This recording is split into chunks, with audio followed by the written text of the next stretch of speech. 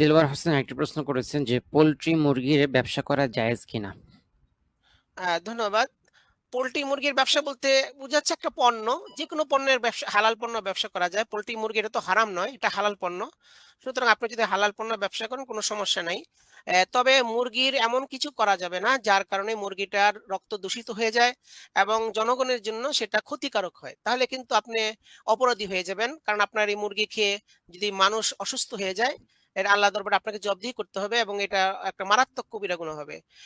যেহেতু ব্যবসার ক্ষেত্রে সততা এবং কোনো ভেজাল না দেওয়া এটা কিন্তু ব্যবসার একটা মূল অ্যা এখানে মূল শর্ত। এইজন্য দেখা যাচ্ছে অনেকে উপরে ভালো চাল দেয়, নিচে ভিজা চাল দেয়। এটা নিষেধ করা হয়েছে। সুতরাং পোল্ট্রি মুরগি ব্যবসা এটা করা যাবে। কিন্তু এক্ষেত্রে আপনার এই এখানে কোনো না কোনো অসৎ উপায় অবলম্বন বা ক্ষতিকারক কোনো কিছুর সংমিশ্রণ এগুলো আপনার থেকে দূরে থাকতে হবে।